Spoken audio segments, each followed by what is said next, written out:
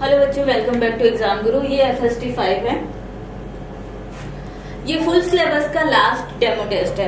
5 test आपके free थे totally, तो ये लास्ट है। इसके बाद से जो भी टेस्ट होगा आपका कॉस्ट पड़ेगा।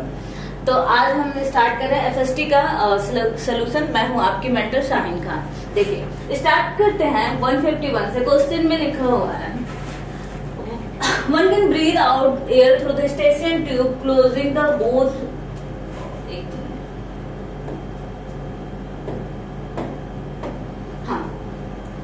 इसमें लिखा है closing the both nose and mouth. देखो इसमें होता क्या है, स्टेशियन ट्यूब जो होता है वो कनेक्ट तो होता है हमारा middle ear cavity to pharynx. Middle ear cavity to pharynx से कनेक्ट तो होता है, बट फेरेंक्स मतलब क्या कि माउथ। तो ये हमारा गलत हो गया। एक्सटर्नल इंटरकॉस्टल मसल हेल्प करते हैं इंस्पायरेशन में, नॉर्मल ब्रीदिंग में, but abdominal muscle forceful breathing में हेल्प करता है। तो ये भी गलत हो गया। तो हमारा आंसर जाएगा B, both statement are incorrect. Okay, इसके बाद हम नेक्स्ट सवाल देखते हैं। तो क्या लिखा हुआ, how many structure below includes renal tubules पूछा है। देखो बेटा, यहाँ पे मैं फिगर बना के बता रही हूँ। ये आपका एफरेंट आर्टियोल्स आता है, यहाँ पे ये ग्लोमेरुलस बनाता है, ठीक। और निकलने वाला क्या होता है, इफरेंट। ये आपका एफरेंट होता है, ए जो लेके आता है ना फिल्ट्रेशन, और ये आपका इफरेंट, ये आपका ग्लोमेरुलस। और जो double walled cup like structure होता है जिसको क्या बोलते हैं, वुमेन्स कैप्सूल।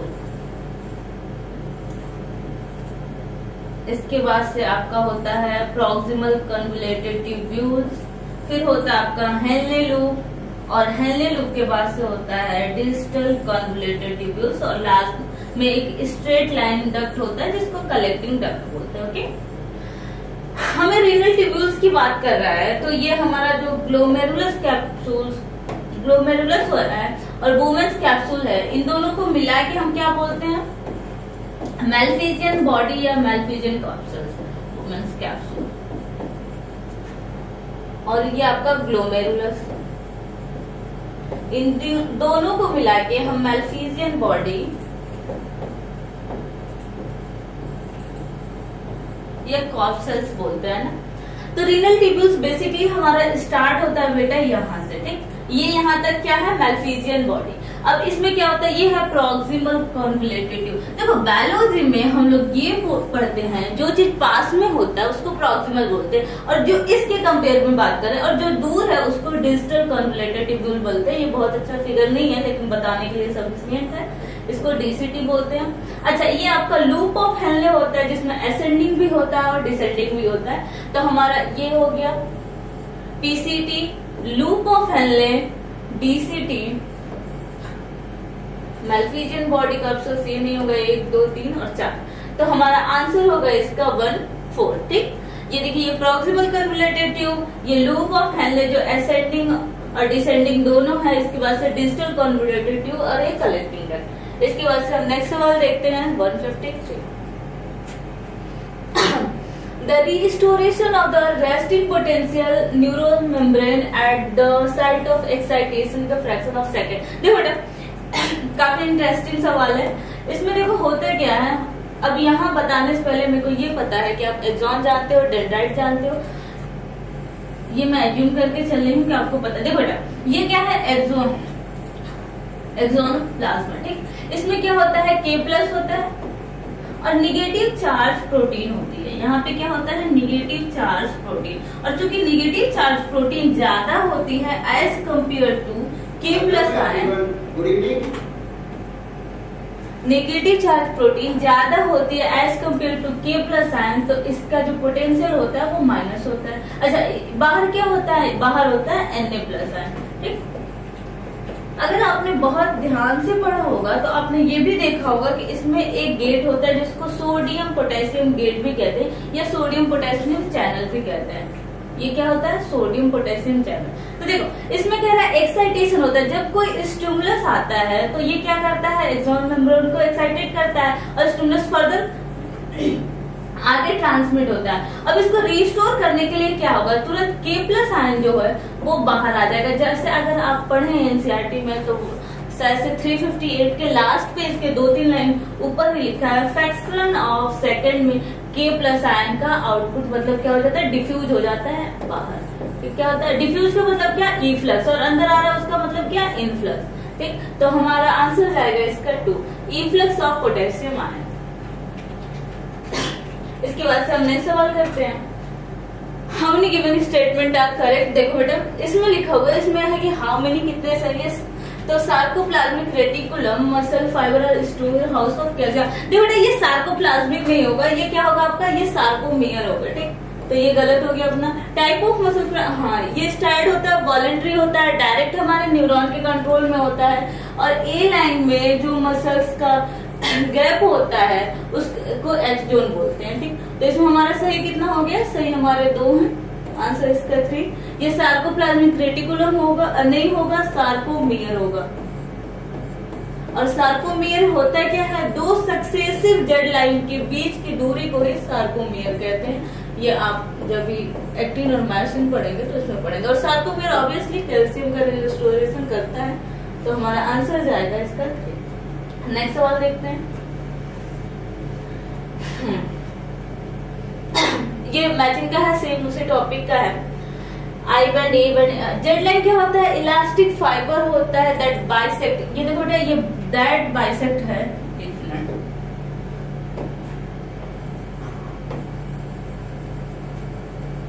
ये प्रिंटिंग मिस्टेक है, ये होगा आपका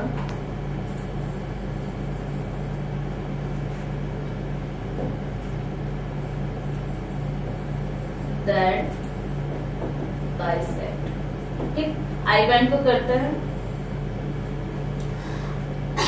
ये क्या होता है, ये होता है आपका थिन फिलामेंट। ठीक, I band contain thin filament. तो ए का 3 इसमें है और इसमें है। ठीक, हमारा ए का 3 इसमें है और इसमें है बी का 1। ये कंटेन, ए में दोनों होता है, एक्टिन भी होता है, मायोसिन भी होता है, और एमलाइन क्या होता है, और तीसरा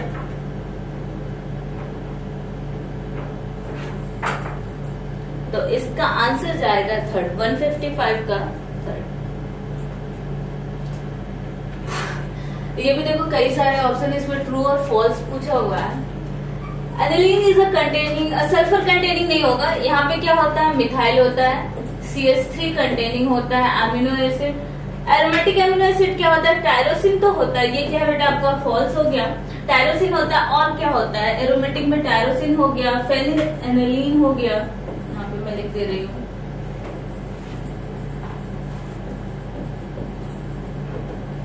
और ट्रिप्टोफैन भी होता है, तो ये हमारा ट्रू हो गया। तो यूरेसिल कंस्टिट्यूट पिरामिडिन तो होता है, लेकिन ये डीऑक्सी राइबोस शुगर नहीं होता है। यहाँ पे क्या होगा, अगर आरएनए होता तो ये सही हो जाता, मतलब ये भी क्या हो गया, फॉल्स हो गया। और nitrogenous base projected more less perpendicular to sugar and phosphate backbone, तो ये हमारा ट्रू हो गया। मतलब एक false, true and false and true, false true false true, तो इसका 156 का 2। इसके बाद से दूसरा सवाल देखते हैं।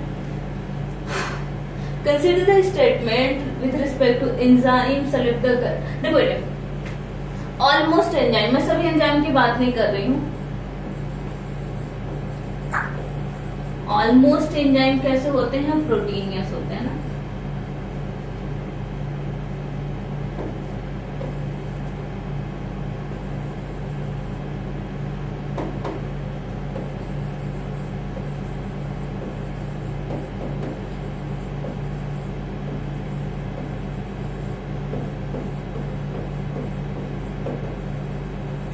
ऑलमोस्ट एंजाइम प्रोटीनियस होते हैं। और प्रोटीन क्या होता है, डीनेचर हो जाता है हाई टेम्परेचर पे।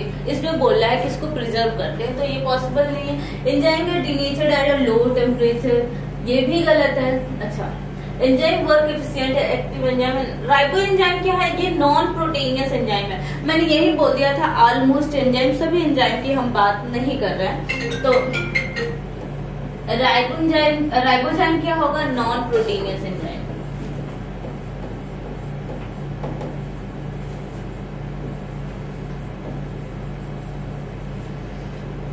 तो हमारा सही कौन सा हुआ? ये समटाइम्स एंजाइम जो होता है वो कैटलिस्ट की तरह बिहेव करता है और एक्टिवेशन एनर्जी को बढ़ा देता है। अब हम नेक्स्ट सवाल देखते हैं 158। इसमें देखो क्या लिखा हुआ है, ये फिल इन द ब्लैंक का क्वेश्चन है। इसमें एक ए दिया हुआ है और ये बोल रहा है केमिकली इसका नाम है डायस्टिल मॉर्फिन ऑब्टेन होता है एसिटाइलेशन ऑफ मॉर्फिन से, एसिटाइलेशन ऑफ मॉर्फिन से विच इज एक्सट्रैक्टेड फ्रॉम, किससे निकालते हैं? इसमें करेक्ट पूछा है। देखो वैसे हम बता दें आपको डायस्टिल मॉर्फिन होता क्या है? इसको हेरोइन बोलते हैं या स्मैक बोलते हैं? क्या बोलते हैं बेटा? हेरोइन, या फिर हम इसको स्मैक बोलते हैं ना। इसका केमिकल नेम क्या होता है? डायस्टाइल मॉर्फिन, जो एसिटाइलेशन ऑफ मॉर्फिन से निकाला जाता है, जो कि यहाँ पे लिखा है। ये आपने एज इट इज अपनी एनसीईआरटी की पेज पे जो जहाँ पे भी ये लिखा है उसके थोड़े से जगह में पेज खाली है, वहां पे एज इट इज लिखना है आपको। डायएसिटाइल मॉर्फिन,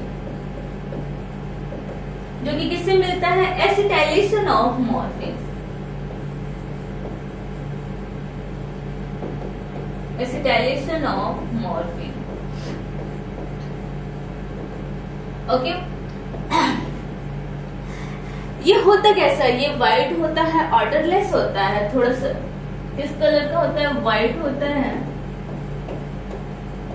ऑर्डरलेस, बिटर, कड़वा टेस्ट होता है और क्रिस्टलाइन फॉर्म में होता है, ये भी याद रखिए। अच्छा, इसका प्लांट क्या होता है? पेपावर सेमिफेरस प्लांट है।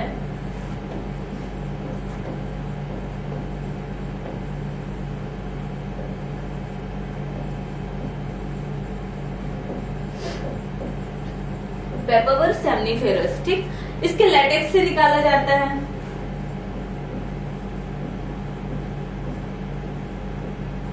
अब ये वर्क कहाँ करता है? इसको लेते कैसे हैं? या तो स्नॉट करते हैं या इंजेक्ट करते हैं।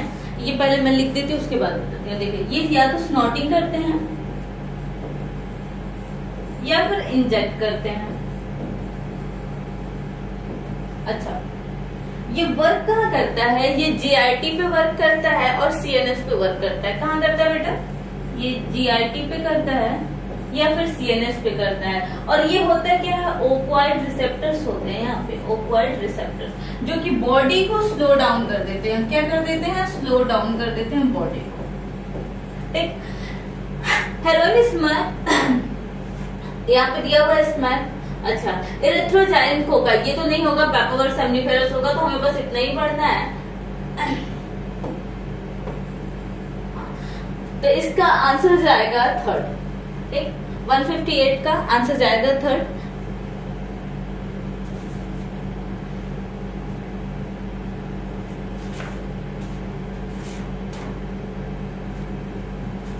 इसके बाद हम नेक्स्ट सवाल देखते हैं 159। देखो बेटे, फिर ये मैचिंग वाला सवाल है। X is a substance provide active immunity whereby provide the natural passive immunity। देखो बेटा, पहले तो आपको ये जानना होगा कि एक्टिव इम्यूनिटी होती क्या है। अगर हमारी बॉडी किसी भी होस्ट कोई होस्ट की बॉडी किसी पैथोजन से एक्सपोजर होती है और या फिर किसी एंटीजन से एक्सपोजर हो रही है और बॉडी उसके अगेंस्ट एंटीबॉडीज बना ले रही है, उसको एक्टिव इम्यूनिटी कहते हैं, ठीक है। पैसिव इम्यूनिटी वो होती है कि हम बाहर से इंजेक्ट कर देते हैं, उसको बना बनाया रेडीमेड एंटीबॉडीज को हम बाहर से इंजेक्ट करते हैं। अब एक्टिव इम्यूनिटी का मतलब क्या है? अब ये बनेगी कैसे? हम उसके अंदर या तो एन्यूटेड पैथोजन डाल दें या फिर डेड पैथोजन डाल दें ना। एन्यूटेड या फिर वीक या फिर डेड पैथोजन हम डाल दें किसी भी होस्ट में। अब बॉडी क्या करेगी? इसके खिलाफ एंटीबॉडीज बना लेगी, ठीक। देखो यहाँ पे मैं बता दूं, ये प्राइमरी रिस्पॉन्स भी बोलेंगे। उस दिन क्या होगा, जैसे देखो बच्चों को बचपन में टीका लगता है, तो उस दिन जो बेबीज होता है उसको फीवर आता है, ये हो क्या रहा है बॉडी, और हम डॉक्टर्स बेसिकली बोलते हैं कि अगर उसको फीवर आ रहा है तो ये बहुत अच्छा साइन है, यानी कि टीका सूट करा। इनडायरेक्टली कहने का मतलब है कि बॉडी जो है वो एंटीबॉडीज बना ली, ये प्राइमरी रिस्पॉन्स हो गया, ठीक। अब एक्टिव इम्यूनिटी मतलब हमने एन्यूटेड पैथोजन डाला, होस्ट ने एंटीबॉडीज बनाई, तो इसमें एंटीवेनम, ये क्या होता है, जो मतलब कोई भी इंजेक्शन होता है जो स्नैक बाइट में दिया जाता है वो रेडीमेड होता है, नहीं होगा। एंटीटेटनस भी नहीं होगा। कोलेस्ट्रम पैसिव इम्यूनिटी होता है, नेचुरल पैसिव। तो ओरल पोलियो वैक्सीन बचपन में जो हम लोग पीते थे उसमें क्या होता था, एन्यूटेड या वीक पैथोजन डालते थे और हमारी बॉडी खुद उसके खिलाफ एंटीबॉडीज बना के स्टोर कर लेती थी। और पैसिव इम्यूनिटी कोलेस्ट्रॉल जो होता है वो मदर मिल्क से मिलता है।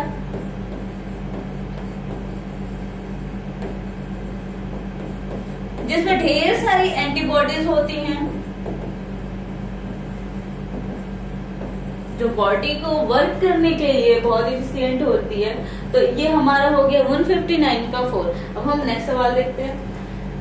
हाँ देखो, splitting of centromere in chromatid separate not the feature of, वैसे अगर हम नॉर्मल अगर पढ़े प्रोफेज, मेटाफेज, एनाफेज, तो ये एज इट इज एनाफेज का वर्क है।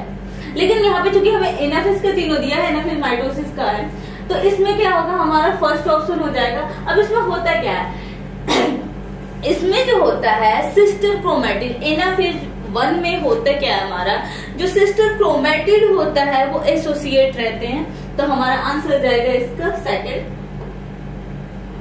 हाँ देखो 161, which of the following level part of the are absent in man circulating. बेटा ये एक बात बताओ मुझे, मेन सर्कुलेटिंग फ्लूइड कौन कौन से हैं? देखो मेन सर्कुलेटिंग फ्लूइड जो होते हैं हमारी बॉडी में वो होता है ब्लड, लिम्फ और प्लाज्मा, ठीक। अब इस ब्लड में हमारा आरबीसी भी आ जाता है, डब्ल्यूबीसी भी आ जाता है, ठीक, और भी फॉर्म्ड एलिमेंट वगैरह जितने भी आ जाते हैं। तो जहां तक मैं इस फिगर को देख रही हूँ और जहां तक मुझे याद है, ये क्या है आपका, एक है इसमें कोलेजन फाइबर और दूसरा क्या है फाइब्रोब्लास्ट। ये आपका क्या है, ये है आपका कोलेजन फाइबर और ये है आपका फाइब्रोब्लास्ट, ठीक। बी और सी ये दोनों क्या करते हैं, वर्क नहीं करते, मेन सर्कुलेटिंग सिस्टम में है ही नहीं। और जहां तक मैं ए और डी को देख रही हूँ तो ये दोनों डब्ल्यूबीसी और उसके स्ट्रक्चर है, फिगर है। तो हमारा इसमें आंसर जाएगा बी एंड सी। तो ये यानी कि नंबर 3 161 का 3। इसके बाद हम नेक्स्ट सवाल देखते हैं। ये बहुत हलवा सा सवाल है। अभी तक जितने पेपर हुए हैं, जितना भी पेपर हुआ है, ये मेरे अगर पर्सनल पीओवी से देखो मेरे, तो मेरे अकॉर्डिंग ये सबसे बेस्ट पेपर है। क्योंकि जैसे एग्जाम हो रहा है तो सेम ये वैसे ही पेपर हमने बनाया हुआ है, वन लाइनर्स थोड़े कम है इसमें, और मेरे हिसाब से ये काफी अच्छा पेपर है, ठीक। The kind of epithelium is from the upper lining of skin, क्या हो जाएगा बेटा, compound epithelium as it is एनसेटिक। यानी खैर मैं इसका भी एग्जांपल बता देती, लेकिन हमें टाइम लिमिटेशन के साथ पेपर भी खत्म करना है, तो हम बढ़ते हैं नेक्स्ट सवाल पे। देखो the food and acid gastric juice में मिक्स विद द काइम। देखो बेटा 3 टर्म आते हैं, एक बोलस आता है, काइम आता है, काइल आता है। मैं आपको थोड़ा सा यहाँ पे बताती हूँ। देखो पहले ये हमारा ओरल कैविटी, ये हमारा इसोफेगस, बहुत सुंदर सा फोटो तो नहीं बनाऊंगी मैं, ये हमारा स्टमक और ये इंटेस्टाइन,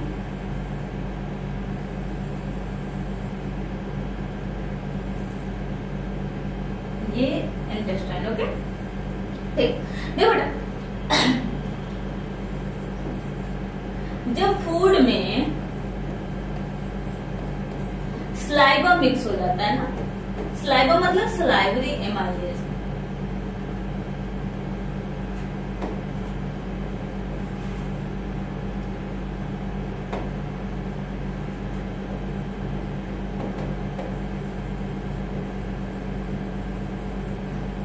स्लाइवरी एमाइलेज मिक्स हो जाता है, इसको क्या बोलते हैं, इसको बोलते हैं बोलस। तो जो यहाँ पे फूड है, जो हमारे बक्कल कैविटी में फूड है, इसको क्या बोलेंगे, ये हमारा बोलस है। अच्छा, इसके बाद से ये डिगुलेशन होके यहाँ आया, यहाँ आया। अब देखो यहाँ पे क्या होगा, गैस्ट्रिक जूस मिक्स हो गई इसमें, इस फूड में हमारी गैस्ट्रिक जूस मिक्स हो गई। ठीक, यहाँ पे क्या होगा, गैस्ट्रिक जूस मिक्स हो गई इस फूड में। ये बोलस आया यहाँ पे और यहाँ पे हमारी गैस्ट्रिक जूस मिक्स हो गई, मतलब क्या हुआ, मिक्स्ड विद गैस्ट्रिक जूस। अब गैस्ट्रिक जूस जो कि आपको पता है इसका पीएच भी आगे पीछे होगा। The food in acidic gastric juice, ठीक, इसमें मिक्स हो गया तो इसको हम बोलेंगे काइम, CHYME। ठीक, अब ये काइम जो है हमारा यहाँ से आगे बढ़ा, ये काइम जो है आगे बढ़ा और हमारा आगे ये इंटेस्टाइन में आ गया ना। अब यहाँ पे क्या होगा, इंटेस्टाइनल जूस, पैंक्रियाटिक जूस और जूस मिक्स हो गए तो ये क्या बन गया, काइल बन गया। ये आप बहुत ध्यान से याद रखिएगा, ये बन गया काइल, मतलब इसमें क्या हो गया, इंटेस्टाइनल जूस मिक्स हो गया, इंटेस्टाइनल जूस मिक्स हो गया, है ना। तो ये तो हमारा सही है। मस्कुलर लेयर और stomach enables better churning movement of the food. मैं ये चेंज कर लेती हूँ। हाँ, muscular layer of present the better, हाँ, क्योंकि क्या होता है, पेरिस्टालिसिस होता है, जो कि आपने पढ़ा होगा, सेरोसास, ये सब होता है। तो हमारा आंसर जाएगा इसका फर्स्ट, एसेसर भी सही है और प्रेजेंट भी सही है, तो हमारा ये आंसर गया फर्स्ट। अब देखो बेटे, हम इसका नेक्स्ट सवाल देखते हैं। नेक्स्ट सवाल क्या है,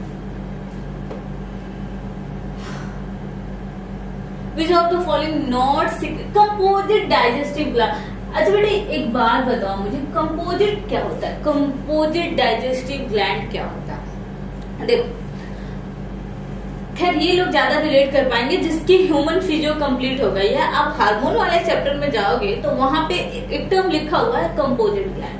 अगर आपको सवाल में कंपोजिट दे रहा है,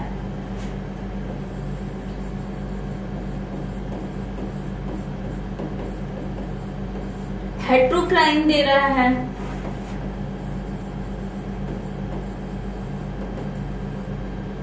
तो इसका मतलब होता है पैनक्रियास, या फिर वो ग्लैंड जो जिनमें एंडोक्राइन और एक्सोक्राइन दोनों होते हैं। ठीक, तो इसका एग्जाम्पल, बहुत सुंदर सा एग्जाम्पल होता है हमारा पैनक्रियास। देखो बेटे, पैनक्रियास क्या होता है, एक्सोक्राइन भी होता है और एंडोक्राइन भी होता है। ठीक, अब चूंकि एक्सोक्राइन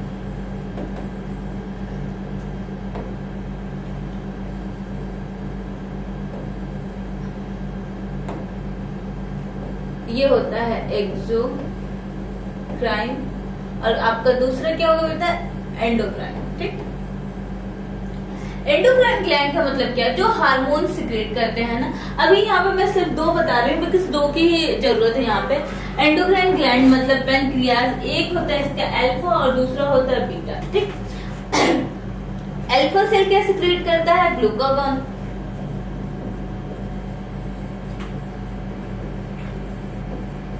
और बीटा सेल क्या सिक्रेट करता है, इंसुलिन।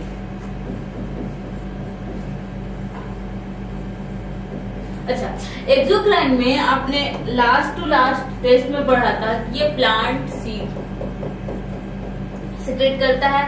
तो देखो, इंसुलिन भी हो गया हमारा, ग्लूकागॉन भी हो गया, और काइमोट्रिप्सिनोजन होता है, ट्रिप्सिनोजन भी होता है। ये न्यूक्लियस होता है, न्यूक्लियोसाइड न्यूक्लियस होता है। ठीक, और हमारे ऑप्शन में दिया है न्यूक्लियोटाइडेज। न्यूक्लियोटाइडेज क्या होता है, न्यूक्लियोटाइड को डाइजेस्ट करने वाला एंजाइम। तो ऑप्शन हमारा होगा थर्ड। ये आपको समझ में आया, एक बार आप इसे नोट कर लीजिए, इसका ऑप्शन होगा हमारा थर्ड। इसके बाद से नेक्स्ट सवाल देखते हैं।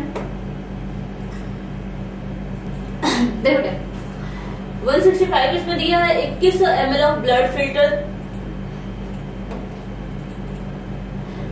बाय द किडनी पर minute and each ventricles pump out approx 100 ml blood and then calculate the heart rate। अच्छा बेटा देखो, इसमें 2100 ml दिया है आपको पता है हमारी किडनी क्या करती है, 1/5 ऑफ टोटल आउटपुट को फिल्टरेट करती है ना। टोटल आउटपुट को कितना फिल्टरेट करती है, 1/5। ये लिखा हुआ ग्लोमेरुलर फिल्ट्रेशन रेट, तो हम इसमें इसकी मल्टीप्लाई करेंगे तो हमारा ये हो गया 2100 इंटू 5, 2000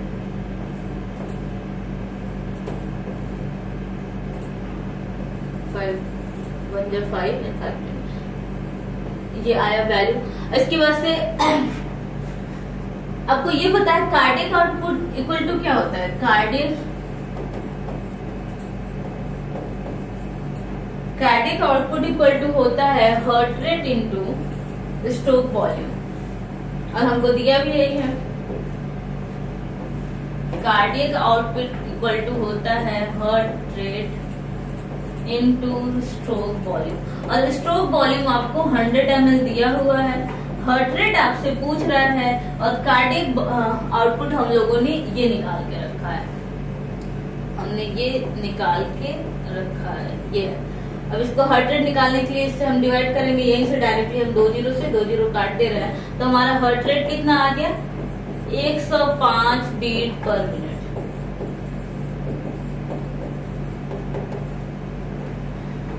इसमें आंसर दिया भी है, दूसरा आंसर होगा इसका।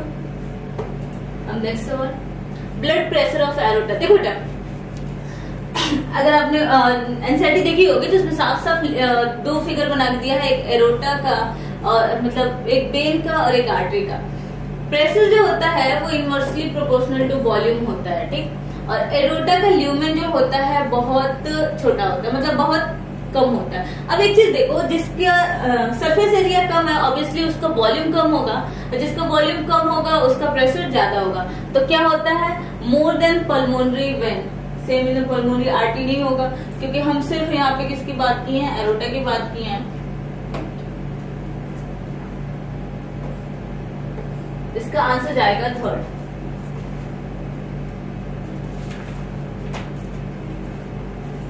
इसके बाद से नेक्स्ट सवाल देखते हैं, when heart muscle suddenly damage decade 167 damage decade the supply of oxygen. ये क्या होगा बेटा, ये आपका हार्ट अटैक। ये डायरेक्टली हमारी एनसीईआरटी की लाइन है, जब मसल जो होता है वो डैमेज हो जाता है और सफिशिएंट अमाउंट में ब्लड की सप्लाई नहीं कर पाता, मतलब क्या कर रहा है वो पंप नहीं कर पा रहा है, तो ये क्या होगा, हार्ट अटैक। ठीक है, इसके बाद से हमारा नेक्स्ट सवाल, tissue level of organisation first evolve, tissue level of organisation first all evolve mechanism of file. देखो पोरिफेरम क्या होता है, सेलुलर लेवल होता है ना, मतलब क्या होता है इसमें सेल से बन के मिला था, तो ये सिलेंट्रेटा हो जाएगा। इसमें ऑर्गन होते हैं, इसमें organ system level of organisation होता है, और इसमें ऑर्गन सिस्टम होता है।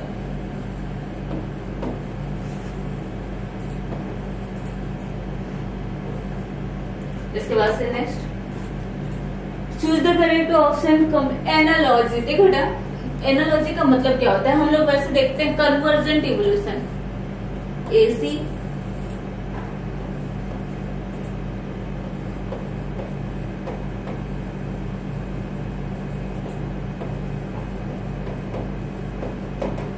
बेसिकली कन्वर्जेंट इवोल्यूशन का मतलब है कि ओरिजिन कहीं भी हुई हो, इसका ओरिजिन भले डिफरेंट हो लेकिन वर्क जो होगा उसका सेम होगा। और यहाँ पे हमें दिया है टेनिया फ्लेम सेल बॉम्ब, तो इसमें क्या हो जाएगा, मैलफिजियन ट्यूब्यूल्स। क्यों, क्योंकि ये सब का काम क्या है, एक्सक्रीशन।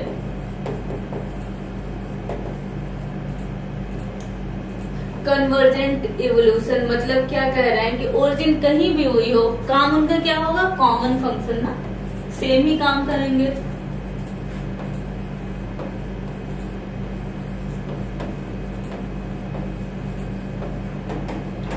तो इसका आंसर जाएगा हमारा 170। Match the column 1 and column 2 and choose the correct option. Hyla को क्या बोलते हैं, हाइलो को बोलते हैं ट्री फ्रॉग, ये एनिमल किंगडम का है। और ट्री फ्रॉग में आएगा हमारा कोक्लिया, जिसमें तीनों ऑर्गन ओपन होते हैं, यूरिनरी वाला भी होता है, रिस्पिरेशन भी होता है, एक्सक्रीशन भी होता है। अच्छा, ब्लैनोक्लासिस हेमिकॉर्डेटा होता है जो वर्म लाइक मराइन एनिमल होता है। एसिडिया एस्टेरिस, देखो हमने पढ़ा था उदास,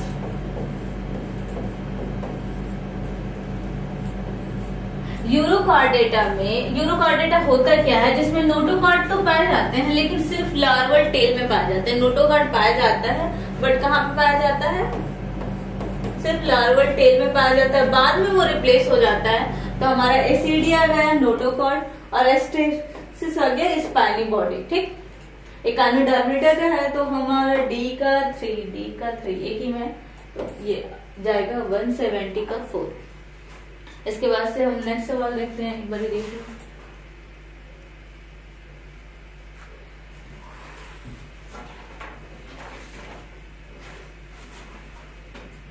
देखिए, विच of the following is hermaphrodite. Hermaphrodite का मतलब क्या होता है, वो एनिमल जो मोनोसियस हो। मोनोसियस का मतलब क्या, मोनोसियस का मतलब वो कंपार्टमेंट जिसमें दोनों जेंडर रहते हो, मेल और फीमेल दोनों रह रहा हो ना, मेल भी हो और फीमेल भी हो। हम लोग एक टर्म याद करते थे HMB। HMB का बेसिकली मतलब होता था हर्माफ्रोडाइट, मोनोसियस एंड बाइसेक्सुअल।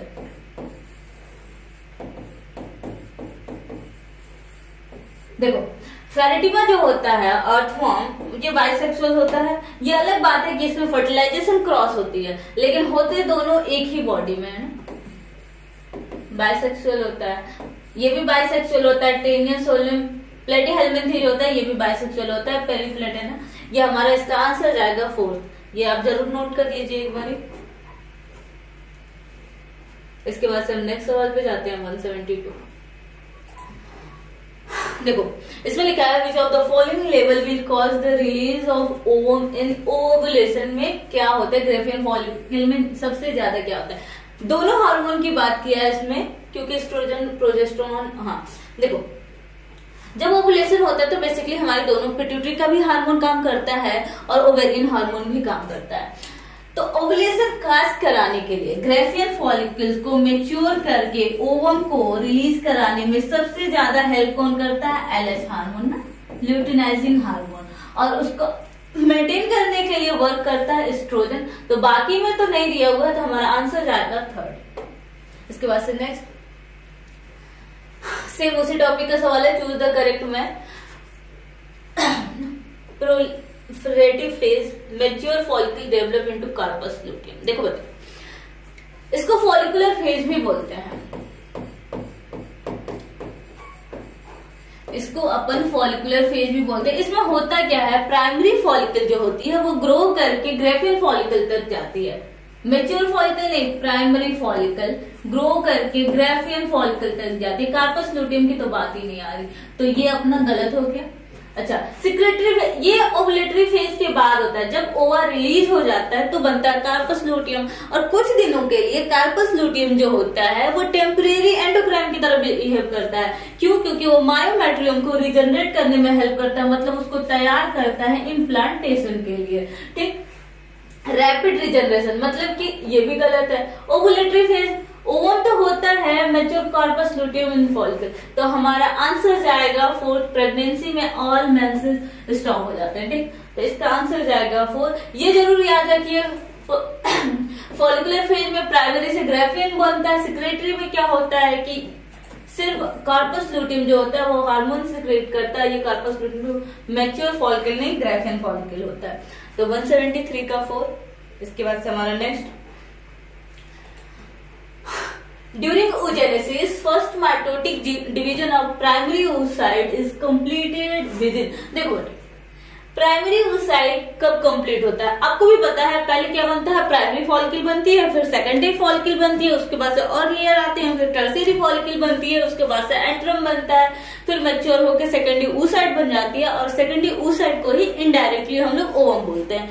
तो प्राइमरी oocyte कहाँ कंप्लीट होती है, टर्शियरी फॉलिकल में। प्राइमरी फॉलिकल सेकेंडरी होगा नहीं, ग्रेफियन फॉलिकल तो बनेगा नहीं, यहाँ पे एंट्रम के बाद बनता है। ठीक है, RCH stand for RCH, RCH का फुल फॉर्म क्या होता है? रिप्रोडक्टिव एंड कंप्लीट हेल्थ, नहीं होगा।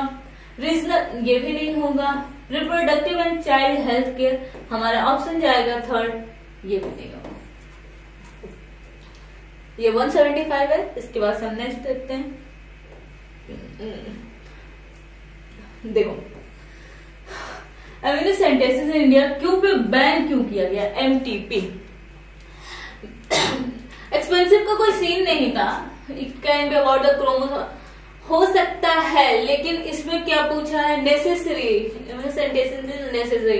तो इसमें होता क्या था बंद करने का? जो भी फीमेल फोर्टिसाइड्स बहुत हो रही थी, जो भी नवजात बच्चियां थी, उनके क्रोमोसोम को जान के बच्चों को अंदर ही मार दिया जाता था। तो ये हमारा ऑप्शन जाएगा 4। अच्छा, जब कभी भी पकड़े जाते हैं डॉक्टर तो यही बताते हैं कि हम क्रोमोसोमल एबॉर्शन कर रहे थे। When glucose is a catabolized or lactic acid energy liberated, अच्छा ये तो हो गए। Exothermic reaction energy level product and lactic lower than the substrate. बेटा ये भी सही है और ये भी सही है, तो हमारा आंसर जाएगा इसका आंसर जाएगा फर्स्ट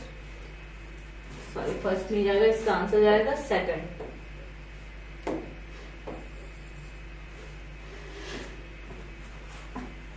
वन 177।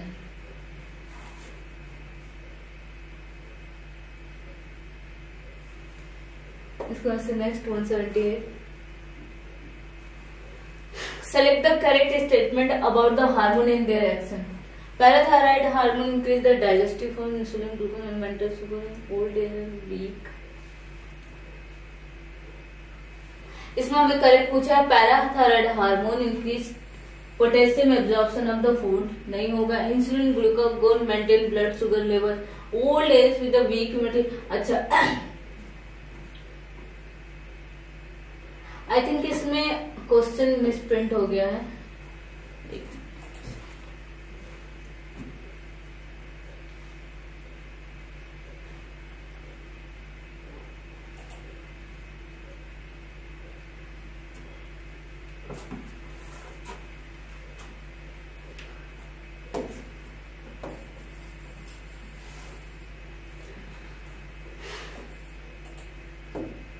देखो 178 देखते हैं।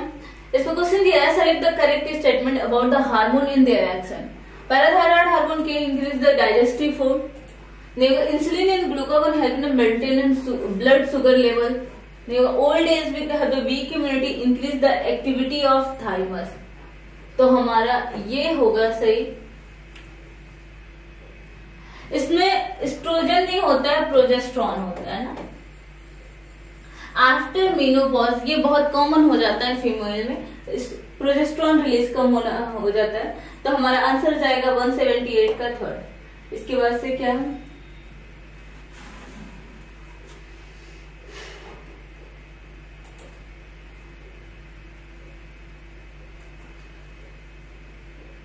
Select the correct match among the following. E Core i blood ends नहीं होगा।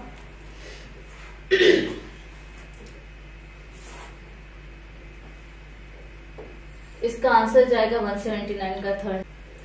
तो इसका होगा थर्ड। ई कोराई जो होता है वो ब्लड तो करता है, पीवीआर में क्लोनिंग में हेल्प नहीं करता है कोई। और टेक पॉलीमरेज जो होता है थर्मोमोबाइल, ये नहीं होता। तो हमारा आंसर गया इसका थर्ड 179 का। इसके बाद से 180। देखो इसमें भी आपको एनालॉजी ही पूछा है, कॉमन फंक्शन पूछा है, कौन कौन करते हैं। LacZ, beta galactosidase and rop sequence, ये ओरिजिन ऑफ रेप्लिकेशन में तो हेल्प करते नहीं है। एम्पिसिलिन रेजिस्टेंस भी नहीं होता है। तो ये प्रोटीन रेप्लिकेशन करेंगे, सेलेक्टेबल मार्कर नहीं होगा। तो ये हमारा आंसर जाएगा 180 का थर्ड। इसके बाद से next, DNA can not passes through the cell membrane of hydrophobic. देखो डीएनए कभी हाइड्रोफोबिक होता नहीं है, हाइड्रोफिलिक होता है। तो हमारा ये हो गया गलत। अच्छा एंटर्स टू बैक्टीरिया। देखो अब इसमें होता है क्या है, बैक्टीरिया को प्रोसेसिंग करके हम उसका प्लाज्मा निकालते हैं और उसका रिएक्शन किससे कराते हैं, डाइवैलेंट केटायन से कराते हैं जो कि कैल्शियम होता है। तो ये हमारा हो गया सही और ये हो गया गलत। कभी भी ये नहीं जाएगा बिकॉज ऑफ ये हाइड्रोफोबिक है। और ट्रीटमेंट ऑफ द कैल्शियम, क्योंकि डाइवैलेंट पूछता है ना, उसमें क्या होता है, डाइवैलेंट होता है और डाइवैलेंट में हमारा सबसे बेस्ट एग्जाम्पल कैल्शियम होता है। Efficiency which the DNA enter into bacterium. तो गलत कौन सा हो गया, ए करेक्ट नहीं होगा, ये इनकरेक्ट है, ए एंड बी ये गलत। अच्छा तो आंसर जाएगा हमारा इसका 2, 181 का 2। इसके बाद से नेक्स्ट ये देखो बेटा, ये टोटली आपके फिगर बेस्ड क्वेश्चन है। ठीक, आप अगर बायोटेक्नोलॉजी का लास्ट चैप्टर देखो तो इसमें टोटली ये फिगर बेस्ड क्वेश्चन है। इसमें पूछा हुआ biosynthetic state, biosynthetic state, down stream processing. देखो ये क्या होता है, सेपरेशन एंड प्यूरिफिकेशन में हेल्प करेगा। Simple stir tank, simple stir tank होता है क्या, इसका ऑप्शन जाएगा हमारा biosynthetic stage.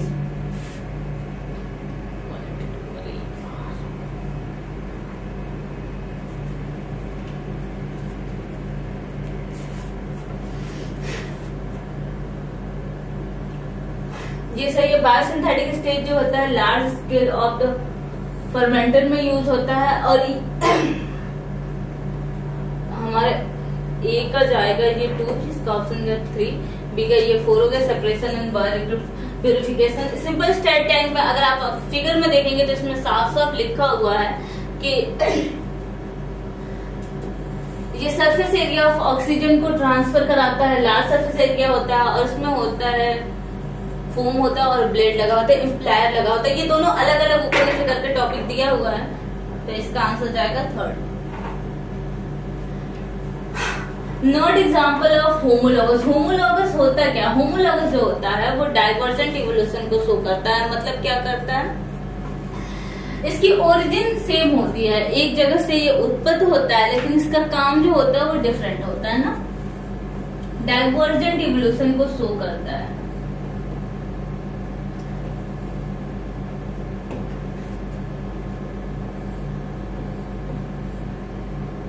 Common origin different function.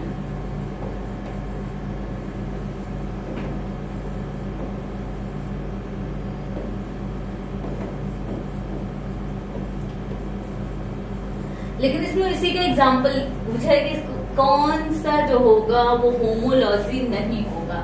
अच्छा, और होमोलॉजी नहीं होगा तो फिर क्या होगा, फिर ये होगा एसी मतलब analogy. Levers of penguin and dolphin obviously होते हैं, आई ऑफ ऑक्टोपस एंड मैमल्स भी होता है, तो इसका आंसर जाएगा हमारा 4। अच्छा, इसमें अगर आप चाहें तो बाकी भी लिख लें। इसके 3 होते हैं, thorn of bougainvillea and tendrils of cucurbit, हाँ होता है। उसके बाद से वर्टिब्रेट ब्रेन भी होता है, वर्टिब्रेट ब्रेन एंड हार्ट। तो हमारा आंसर जाएगा 183 का 4। उसके बाद से नेक्स्ट कार्बोनिफेरस पीरियड। देखो बेटा, कार्बोनिफेरस पीरियड में सबसे ज्यादा विकसित कौन था, सबसे ज्यादा एक्टिव कौन था, तो वो था जिम्नोस्पर्म। जिन लोग को लग रहा हो कि ये आउट ऑफ एनसीईआरटी है तो जाके इवोल्यूशन में देखना, जहाँ पे चार्ट बना के दिया हुआ है वहाँ पे ये बहुत साफ साफ शब्दों में लिखा हुआ है कार्बोनिफेरस पीरियड क्या है। तो इसमें जिम्नोस्पर्म हाईली एक्टिव थे, रेप्टाइल भी एक्टिव था, लेकिन चूंकि यहाँ पे सिर्फ प्लांट का एग्जाम्पल दिया है तो हमारा लाइकोपोड्स भी होता है, स्टेनो एंड फर्न भी होता है। तो हमारा आंसर होगा इसका 4 डाइकॉट। आर्टिफिशियल सिलेक्शन में ऑड कौन सा, एनिमल हस्बेंड्री में ऑब्वियसली हम आर्टिफिशियल सिलेक्शन करते हैं, अलग अलग जगह से उनको चूज करके लाते हैं, फिर उनके हॉस्पिटल एरिया में रखते हैं। प्लांट ब्रीडिंग में भी होता है, मैन में। इंडस्ट्रियल मिलेनिज्म क्या होता है, ये एडाप्टिव रेडिएशन का एग्जाम्पल है।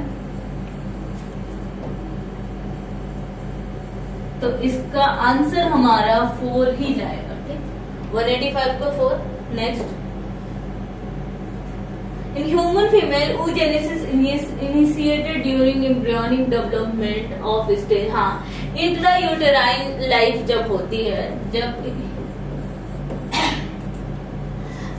गर्ल्स बेबी मदर के पेट में होती है तभी उसकी oogenesis स्टार्ट हो जाती है। प्राइमरी फॉलिकल कभी भी नहीं बनती। प्यूबर्टी में प्यूबर्टी वाली 60 प्राइमरी फॉर्म्ड नहीं है, लेफ्ट है बेटा, ये लेफ्ट। जब तक प्यूबर्टी आती है, जब तक 16-17 एज आता है, तब तक 60,000 से 80,000 तक primary follicle system. Primary follicle surrounded more and more granulation layer in the new thicker layer, जिसको फॉलिकल कहते हैं। तो हमारा इसमें सही हो गया A, D and E। A, D, E तो है नहीं, C, A, B and D। अरे यार,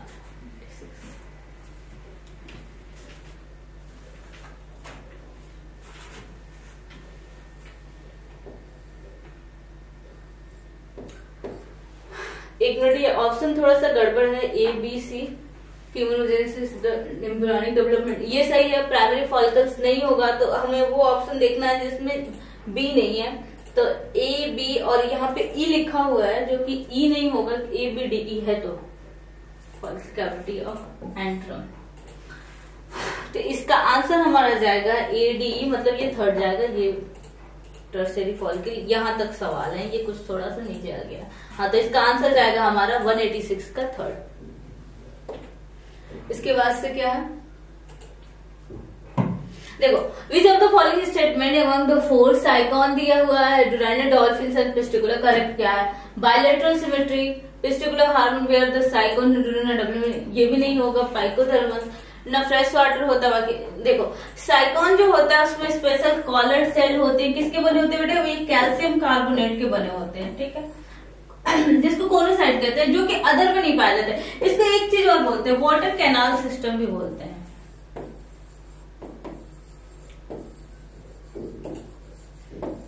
जो सिर्फ पोरीफेरा में ही पाया जाता है। इसमें क्या होता है, एक तरफ से कोनियल साइड से वाटर जाता है, जिसके साथ कुछ फूड भी जाते हैं, दूसरे साइड से निकल जाता है। तो एज अ बिहेव करता है, ये कैनाल की तरह से होगा हमारा 4। 188 क्या है? Diploblastic acoelomate animal. बेटा पहले ये देख लेते हैं हम लोग, डिप्लोप्लास्टिक क्या होता है। जब एम्ब्रियोनिक लाइफ स्टार्ट होती है तो हमारा जो बॉडी होता है वो उसमें 2 जर्म, जिनकी बॉडी 2 जर्म लेयर से मिलकर बनी होती है, एक्टोडर्म और एंडोडर्म, उसको डिप्लोप्लास्टिक कहते हैं।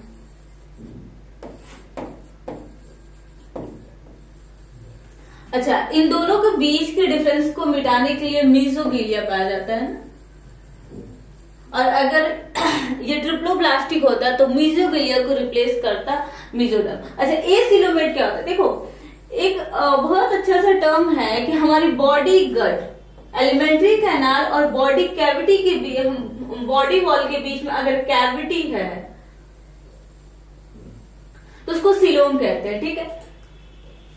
जिसमें पाया जाता है उसको तो सिलोमेट कहते हैं, अगर बॉडी कैविटी पाई जा रही। जिसमें नहीं पाया जा रहा उसको एसिलोमेट कहते हैं, और जिसमें पाया जा रहा है बट कंटिन्यूसली लेयर में नहीं है, वो पाउच के फॉर्म में है, तो कहीं है कहीं नहीं है, कहीं है कहीं नहीं है, तो उसको बोलते हैं सीडोसिलोम। इसको बोलते हैं बेटा सीडोसिलोम, जो कि आपका एक ही एग्जांपल है एनिमल किंगडम में, एस्केल हेलमिंथीज, सीडोसिलोम। तो सी एनिमोन सिलेंट्रेटा होता है, ये टैप फॉर्म प्लेटी हेलमिंथीज। ये देखो, एसिलोमेट तो है बट ये ट्रिप्लोप्लास्टिक है, तो ये इसलिए नहीं होगा। क्यों? क्योंकि ये ट्रिप्लोप्लास्टिक है। हुकवर्म भी नहीं होगा, एस्केल हेलमिंथीज है, तो ये तो सीडोसिलोम हो गया। और ये क्या है? मोलस्का। मोलस्का जो है ट्रिप्लोप्लास्टिक भी है और सिलोमेट भी है, तो हमारा आंसर जाएगा इसका 188 का 1। Through the human heart art excitable होता है, हाँ। Function can be moderate, neural और हार्मोनल दोनों होते हैं। लिम्फ जो होता है सिमिलर होता है, कुछ प्रोटीन और कंटेंट नहीं होते हैं, तो इसका हमारा आंसर जाएगा 189 का फर्स्ट, दोनों सही है। Select the mammals have negative pressure of the breathing. Inspiration देखो कभी नहीं होगा। इंस्पायरेशन होता क्या है, बेसिकली जो इंट्रा पल्मोनरी प्रेशर होता है, आई मीन जो लंग्स का प्रेशर होता है वो एटमॉस्फेरिक प्रेशर से कम होना चाहिए। अब एटमॉस्फेरिक प्रेशर से कम होना चाहिए मतलब निगेटिव प्रेशर होना चाहिए। अच्छा, तो इसमें करेक्ट पूछा है जहां तक अभी तो मुझे यही सही लग रहा है। There are the increase the volume of thoracic chamber dorsoventral axis due to contraction. देखो डोर्सो ये भी नहीं होगा और फोर्सफुल एक्सपायरेशन जो पैसिव प्रोसेस नहीं होगा, तो हमारा आंसर जाएगा 190 का first. Cortical nephron differ from the juxtaglomerulus nephron all of the following। देखो बेटा लोकेशन ऑफ किडनी पे ही डिपेंड करेगा, लेकिन यहाँ पे एक चीज जानने वाली है कि क्रोटिकल और जक्स्टोमेडुलरी नेफ्रॉन होता क्या है। क्रोटिकल वो होता है जिसमें लूप ऑफ हेनले छोटा होता है, जिसमें क्या होता है लूप ऑफ हेनले बहुत छोटा, वो मेडुला के बहुत डीप में नहीं होता है। और जक्स्टोग्लोमेरुलर ये होता है जिसमें लूप ऑफ हेनले बहुत लंबा होता है और पूरी किडनी के डीप तक रहता है। तो इसमें हो जाएगा हमारा नंबर 2 191 का। इसके बाद से क्या statement given below the cannabis sativa. Cannabis sativa जो होता है वो किस पे काम करता है, प्रिंसिपली कैनाबिस सटाइवा जो है हमारा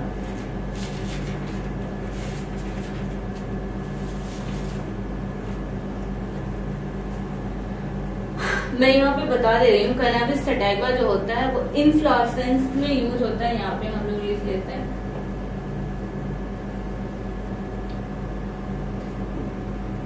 कैनाबिस सटाइवा, इन्फ्लोरेसेंस से लेते हैं।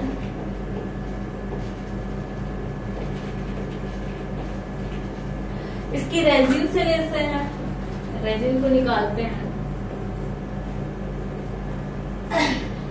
अच्छा, ये वर्क किस पे करता है, मतलब क्या होता है, ये कार्डियोवैस्कुलर सिस्टम पे वर्क करता है और ये हमारे ब्रेन पे वर्क करता है ना। इसके रिसेप्टर दो ही जगह होते हैं, या तो ब्रेन में होते हैं नहीं तो कार्डियोवैस्कुलर सिस्टम में होते हैं। तो ये हमारा जीआईटी तो गलत हो गया, गैस्ट्रोइंटेस्टाइनल में नहीं होता है। They are the obtain from inflorescent, हाँ बिल्कुल होता है, ये सही है। दे कैन मेडिसिन, नहीं कभी नहीं।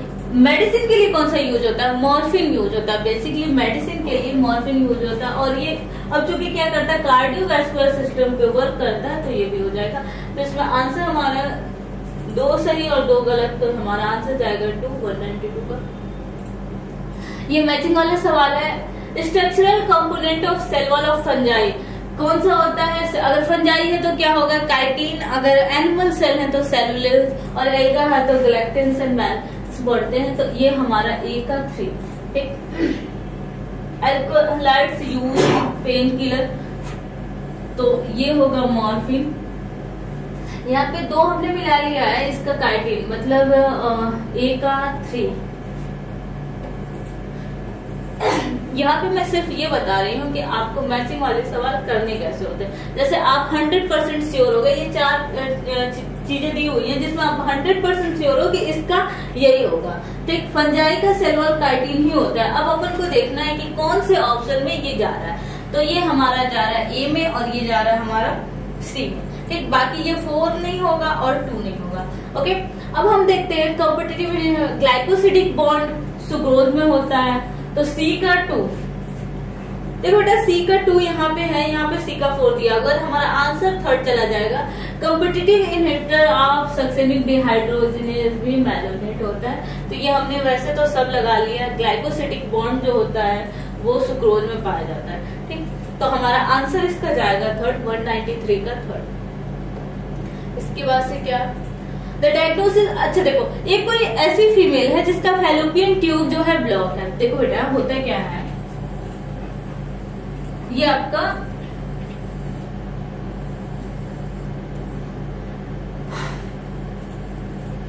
यूट्रस है और ये ओवरी है। ठीक, ये फैलोपियन ट्यूब है। अब हो क्या रहा है कि फीमेल जो है ओवर तो बना ले रही, बट ये फैलोपियन ट्यूब ब्लॉक हो गया है। ओवर उसका अच्छा खासा बन रहा है, फैलोपियन ट्यूब ब्लॉक हो गया। अब क्या हो रहा है कि यहाँ से ओवर जो है वो ट्रांसमिट नहीं होके आ पा रहा है, इम्प्लूरी स्टमक जंक्शन पे। तो हम क्या करेंगे, इसमें हम लोग हमेशा आर्टिफिशियल टेक्निक का यूज करते हैं। मतलब क्या करेंगे, उस फीमेल से एक को निकालेंगे और हम ले जाके यहाँ पे इम्प्लांट करेंगे, मतलब इंट्रा यूटेराइन ट्रांसफर करेंगे। तो इसमें हमारा आंसर जाएगा 4। गिफ्ट मतलब जाइगोट। अगर फीमेल जाइगोट गैमेट, ये गिफ्ट है तो ये है गैमेट। अगर फीमेल गैमेट का दिक्कत है तो, और इसमें क्या होता है, जाइगोट का ट्रांसफर करते हैं ना, तो हमारा आंसर जाएगा इसका 4। और ये AI है, ये आर्टिफिशियल इंसेमिनेशन।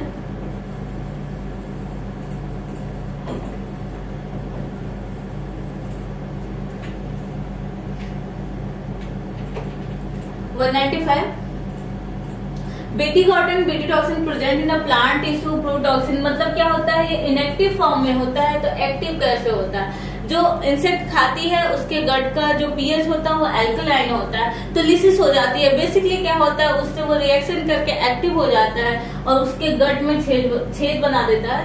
तो इसका आंसर होगा 195 का 1। अच्छा, ह्यूमन इंसुलिन कौन से बॉन्ड से लिंक होता है? फॉस्फोडाइस्टर बॉन्ड का। देखो बेटा, जब आपने पढ़ा होगा बहुत मल्टी न्यूक्लियोटाइड्स या न्यूक्लियोटाइड्स, तो उसमें फॉस्फोएस्टर बॉन्ड या फॉस्फोडाइस्टर बॉन्ड बन जाते हैं। आयनिक बॉन्ड तो होगा नहीं, हमारा डाइसल्फाइड बॉन्ड होगा। ग्लाइकोसिडिक बॉन्ड बेसिकली सुक्रोज में पाया जाता है। अभी लास्ट ही सवाल में देखा था आपने।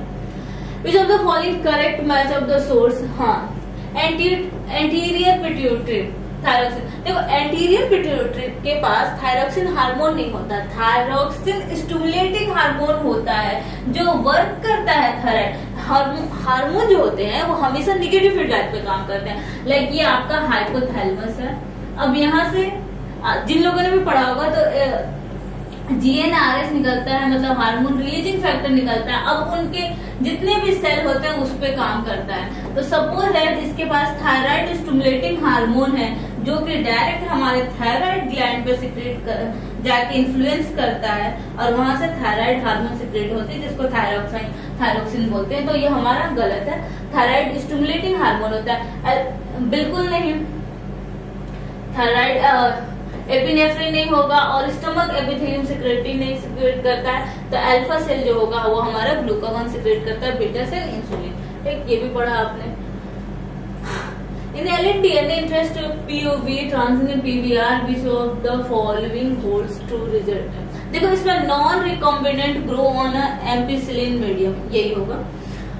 198 का हमारा जाएगा non recombinant will grow in ampicillin containing medium, क्योंकि नॉन ट्रांसफॉर्मेंट तो होगा ही नहीं और रिकॉम्बिनेंट कभी भी एम्पिसिलिन में वर्क करता नहीं है। 199 lizard is a phylogenetic is a more close to the. देखो बेटे, ये हमारा जाएगा स्नेक। दोनों वैसे तो बेसिकली अगर हम देखें फाइलोजेनेटिकली देखें इनका वर्क, तो ये दोनों हाइबरनेटिव भी होते हैं, ठीक, और ये स्किन कास्ट भी करते हैं। ये लोग अपनी स्किन निकालते हैं। तो इसका आंसर जाएगा हमारा 4। इसके बाद से क्या है, tailing of heteronuclear RNA is catalysed by polymer A polymerase होगा। इसका आंसर होगा 3, पॉलीमर A पॉलीमरेज। ठीक है, एक चीज और, हाँ मुझे अभी एक बात याद आई। कुछ बच्चे पूछ रहे थे लास्ट टेस्ट में, कुछ लोगों ने मैसेज करा था कि वो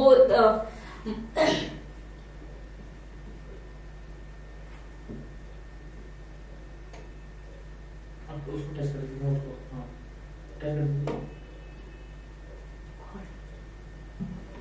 हाँ, तो कुछ लोगों ने पूछा था कि मैम फेबिएसी, हमने मॉर्फोलॉजी पूरी पढ़ी थी और फेबिएसी का सवाल आ गया तो वो गलत हो गया। देखो, इसमें कुछ बहुत बड़ा रॉकेट साइंस नहीं है। हो सकता है आपने पूरा एक चैप्टर पढ़ा हो और किसी एक टॉपिक से सवाल गलत हो गया। अब देखो, आपको करना ये है कि पूरा चैप्टर जाके दोबारा नहीं पढ़ना है। आपका फेबिएसी से सवाल गलत हुआ, आप अपना पेपर खोलिए, अपनी किताब खोलिए, डायरेक्ट फेबिएसी पे जाइए, जो टॉपिक जहाँ पे गलत हुआ उसको वहीं पे सही कर लीजिए। अभी ये 55 टेस्ट होंगे, 1-2 टेस्ट नहीं होगा, और अंटिल अब लास्ट तक जाओगे तो सारे टॉपिक कवर हो जाएंगे। तो इसमें बहुत ज्यादा घबराने की जरूरत नहीं है, जैसे कर रहे हैं वैसे करते रहिए। Thank you.